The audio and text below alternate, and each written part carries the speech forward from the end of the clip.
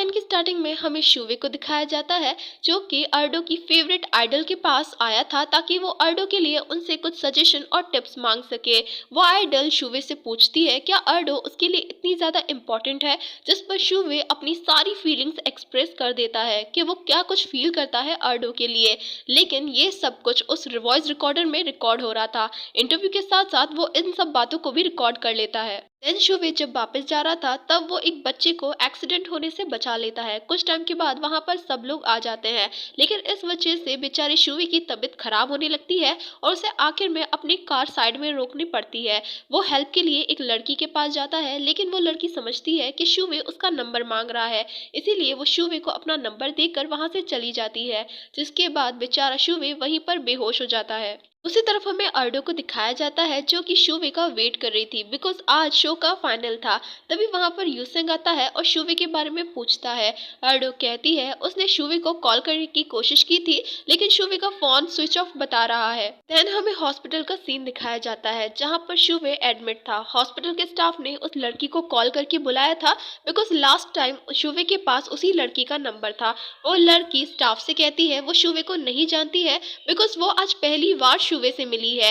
वो लड़की शुवे की फोटोज को सोशल मीडिया पर पोस्ट कर देती है। तो उसी तरफ शो में शुवे के न आने से दूसरे कपल जीत जाते हैं। जब अर्डो बाहर जाती है तो उसे बहुत सारे रिपोर्टर्स घेर लेते हैं और उससे क्वेश्चन करने लगते हैं शुवे क्यों नहीं आया, क्या आप दोनों का ब्रेकअप हो चुका है और क्या ये बात बिल्कुल सही है। यूसिंग वहां पर आकर अर्डो को ले जाने की कोशिश करता है, लेकिन अर्डो नहीं जानती। अर्डो रिपोर्टर्स को क्लियर करते हुए कहती है उन दोनों का ब्रेकअप नहीं हुआ है, शुवे कभी भी उसे चीट नहीं करेगा और रिपोर्टर्स को उन दोनों को थोड़ी प्राइवेसी देनी चाहिए। ये कहकर वो यूसेंग के साथ चली जाती है। कुछ टाइम के बाद हॉस्पिटल में अर्डो और यूसेंग आते हैं। अर्डो उस लड़की को थैंक यू बोलती है शुवे का ध्यान रखने के लिए। देन वो लड़की वहां से चली जाती है। कुछ टाइम के बाद यूसेंग अर्डो के लिए खाना लेकर आता है, लेकिन अर्डो मना कर देती है। देन यूसेंग अर्डो को एक पेपर बैग देता है। जैसे ही अर्डो उस पेपर बैग को खोलकर देखती है एक्चुअली में उस पेपर बैग के अंदर वॉइस डबिंग से रिलेटेड कुछ पेपर्स रखे हुए थे। और साथ ही अर्डो जब शुवे का लैपटॉप चेक करती है तो उससे बहुत सारी रिकॉर्डिंग मिलती है जो कि उसकी वॉइस डबिंग के लिए बहुत ही अच्छी थी। साथ ही वो उस रिकॉर्डर को भी सुनती है जिसके अंदर शुवे की सारी फीलिंग्स का उसे पता चल जाता है। देन अर्डो शुवे के फोरहेड पर किस करती है। नेक्स्ट मॉर्निंग जब शुवे अपनी आंखें खोलता है तो वो अपनी आंखों के सामने उसके पेरेंट्स, उसके असिस्टेंट और अर्डो को देखता है। उन सभी के जाने के बाद यांगली मार्स के साथ शुवे से मिलने के लिए आती है। तभी वहां पर यूसेंग आता है। यांगली यूसेंग और मार्स दोनों को एक दूसरे से इंट्रोड्यूस करवाती है। वो मार्स से कहती है यूसेंग उसका एक्स बॉस है और साथ ही यूसेंग से कहती है मार्स उसका वर्किंग पार्टनर है। लेकिन मार्स यांगली से कहता है वो सिर्फ वर्किंग पार्टनर नहीं है बल्कि वो यांगली का एडमायरर है। इस दौरान वो दोनों कुछ ज्यादा ही करीब होते हैं और जाहिर सी बात है यूसेंग को ये देखकर बिल्कुल अच्छा नहीं लगता। वो यांगली को मार्स से दूर करता है और मार्स को वार्निंग देते हुए कहता है वो यांगली से दूर रहे। और यांगली के चेहरे से साफ साफ जाहिर था उसे यूसेंग का ऐसा बिहेवियर बिल्कुल पसंद नहीं आया। देन यांगली जब मार्स के साथ हॉस्पिटल से जा रही थी तब मार्स यांगली को किसी दूसरे लड़के से टकराने से बचाता है। मार्स यूसेंग के बिल्कुल अपोजिट था। मार्स अपनी जो सारी फीलिंग्स यांगली के सामने एक्सप्रेस कर देता है। साथ ही वो यांगली से कहता है वो आज भी उतनी ही प्रिटी लग रही है जितनी वो कल थी। दूसरी तरफ हमें यूसेंग और अर्डो को दिखाया जाता है जो कि शुवे को लेकर घर पर आते हैं। यूसेंग अर्डो को कहता है वो शुवे का ध्यान रखे बिकॉज उसे किसी काम की वजह से रेस्टोरेंट पर जाना होगा।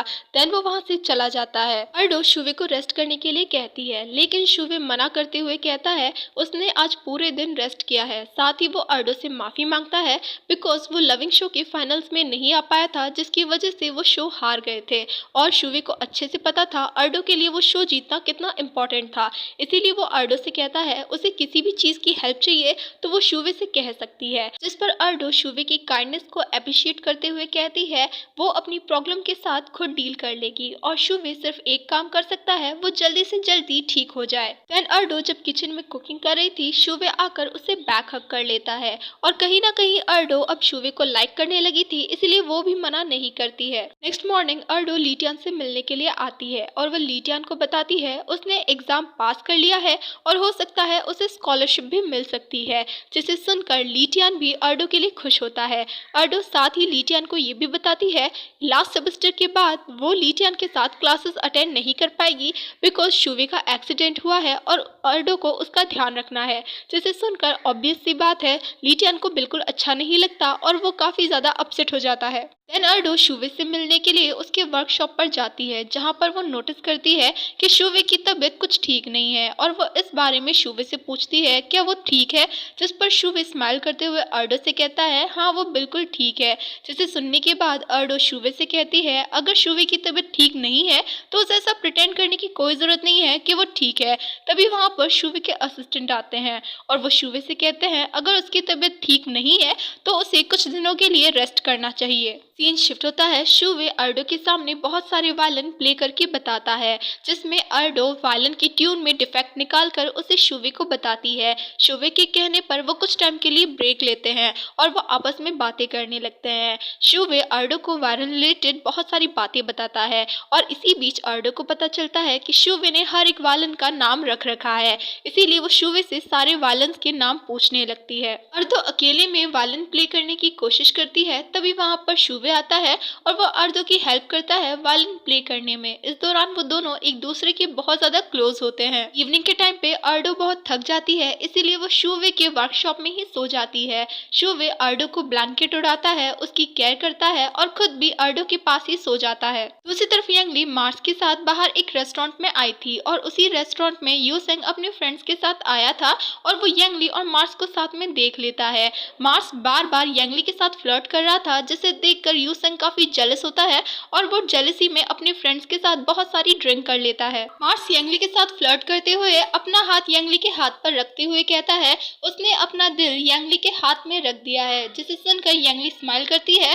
फिर वो दोनों मिलकर ड्रिंक करते हैं। ड्रिंक करने की वजह से यांगली की तबीयत खराब हो जाती है, तो मार्स उसे संभालने की कोशिश करता है। तभी वहाँ पर यूसेंग आता है और वो उन दोनों को इस तरीके से देखकर मिसअंडरस्टैंड कर जाता है कि मार्स यांगली के ड्रंक होने का फायदा उठाकर उसे किस करने की कोशिश कर रहा है। यांगली बार बार यूसेंग को समझाने की कोशिश करती है कि ऐसा कुछ भी नहीं है, लेकिन यूसेंग कुछ भी नहीं समझता और उल्टा सीधा यांगली को ही कहने लगता है, जिस वजह से यांगली को गुस्सा आ जाता है और वो यूसेंग को थप्पड़ मारकर मार्स के साथ वहाँ से चली जाती है और बेचारा यूसेंग वहाँ पर बैठकर देवदास की तरह रोने लगता है। दूसरी तरफ हमें शुवे को दिखाया जाता है, जो कि रात के टाइम पे अर्डो को कहीं लेकर जा रहा था। एक्चुअली में शुवे अर्डो को फायरफ्लाइज दिखाने के लिए लेकर जाता है और शुवे अर्डो से कहता है क्या अर्डो को पता है फायरफ्लाइज की लाइफ सिर्फ 7 दिनों तक होती है, लेकिन फिर भी वो बहुत प्रीशियस होते हैं बिकॉज वो रात में बहुत सारी रोशनी पैदा करते हैं। और फाइनली शुवे अपना लव कन्फेस करते हुए अर्डो से कहता है अर्डो भी शुवे की लाइफ में एक फायरफ्लाई की तरह है बिकॉज अर्डो ने भी शुवे को उसकी लाइफ में रास्ता दिखाया है। साथ ही वो अर्डो से कहता है कि वो अपने लिए कोई विश मांगे। अर्डो वहाँ पर अपनी ड्रीम्स के पूरे होने की विश मांगती है और दोनों एक दूसरे को किस करते हैं और फाइनली दोनों फेक कपल से रियल कपल बन जाते हैं। दोनों बहुत ही ज्यादा खुश होते हैं। दूसरी तरफ हमें यूसेंग को दिखाया जाता है, जो कि अपने कैबिन में परेशान बैठा होता है। तभी उसके पास उसकी सेक्रेटरी जैन आती है। जैन शो के लिए कुछ आइडियाज लेकर आई थी, लेकिन यूसेंग उसे ये कहकर भगा देता है उसे कुछ न्यू सोचना चाहिए, न कि दूसरों के आइडियाज को कॉपी करना चाहिए। ये सुनने के बाद जैन वहाँ से चली जाती है। तभी यूसेंग के पास यांगली का मैसेज आता है। यांगली ने मैसेज किया था उसे सब कुछ भूल जाना चाहिए बिकॉज वो दोनों एक दूसरे के लिए ठीक नहीं है। देन यूसेंग यांगली से मिलने के लिए जाता है, जहाँ पर यांगली यूसेंग के दी हुई सारी गिफ्ट्स और चीजें उसे वापस करती है। यूसेंग यांगली को ऐसा करने से मना करता है और उसे कहता है वो जानता है उसने गलत किया है। साथ ही वो यांगली को एक्सप्लेन करता है उसकी सेक्रेटरी और उसके बीच में कुछ भी नहीं चल रहा और साथ ही वो यांगली से रिक्वेस्ट भी करता है कि वो क्या दोबारा से सब कुछ शुरू कर सकते हैं। जिसे सुनकर यांगली यूसेंग से कहती है यूसेंग के साथ रिलेशनशिप में यांगली हमेशा इनसिक्योर रहेगी। वो बहुत ही ज्यादा पजेसिव है और कि यूसेंग यांगली को बिल्कुल वैसे ही एक्सेप्ट कर पाएगा जैसे कि यांगली रियल में है। और सबसे इम्पोर्टेंट बात तो ये है यूसेंग यांगली के पीछे तब नहीं आया था जब यांगली ने उसे प्रपोज किया या फिर वो उसे छोड़कर चली गई। यूसेंग उसके पीछे तब आया जब यूसेंग ने यांगली को किसी और मैन के साथ देखा। वो सिर्फ जेलस है, इसीलिए उसके पीछे पीछे आया है। यह कहकर यंग ली यूसेंग को उसकी सारी चीजें वापस कर देती है। यंग ली यूसेंग को लास्ट हक करती है और कहती है वो ज्यादा काम न करे और ना ही ज्यादा ड्रिंक करे। साथ ही वो यूसेंग को खुद का ख्याल रखने के लिए भी कहती है। और इसी के साथ आई हियर यू का पार्ट 10 खत्म होता है।